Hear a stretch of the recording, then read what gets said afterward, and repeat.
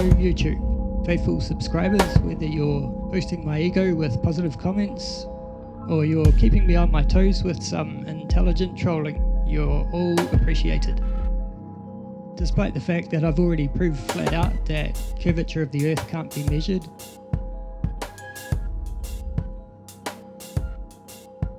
and that is not due to any kind of atmospheric refraction, light bending.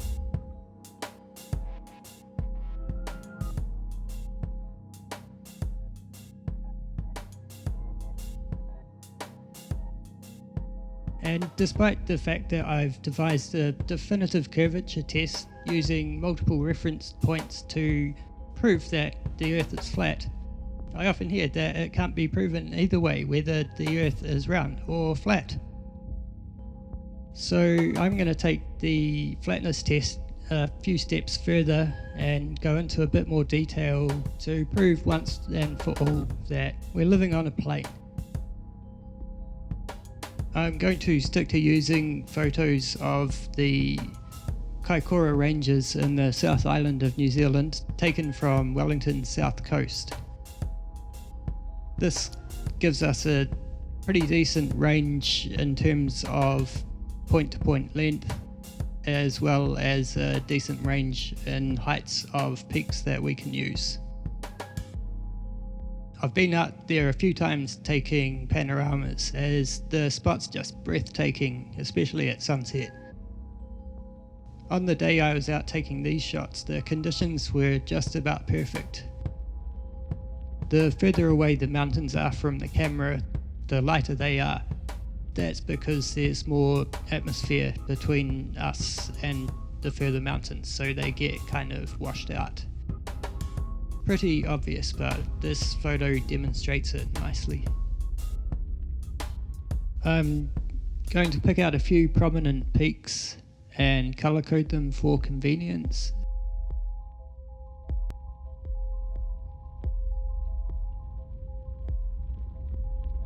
And now go to Google Earth and find them.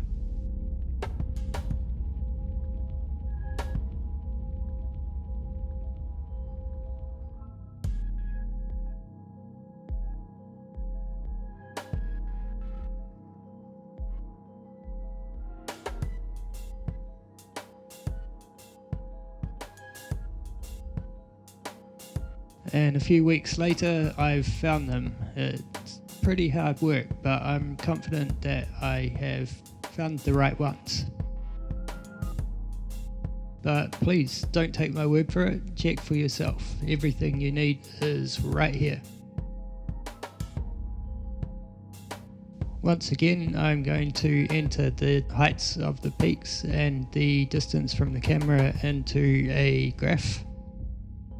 Now I go back to the photo and make a horizontal line at the height of each peak, color coded of course.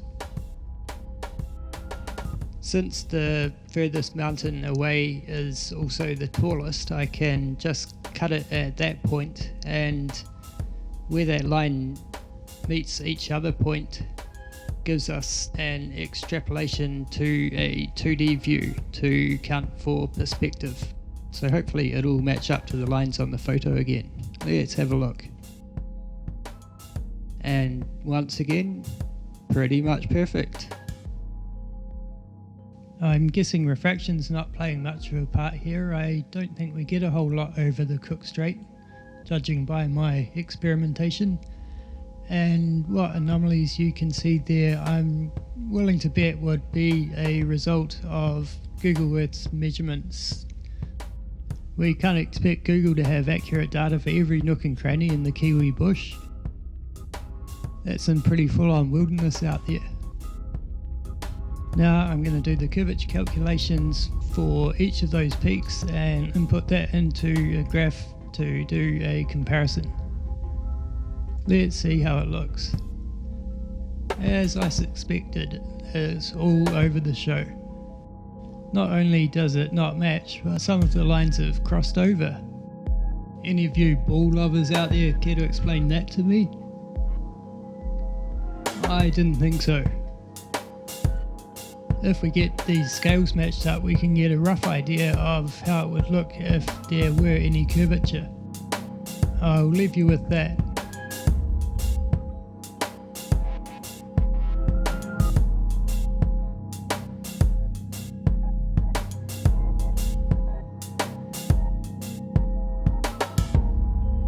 I'd have to say, curvature thoroughly busted. Once again. Thanks for watching.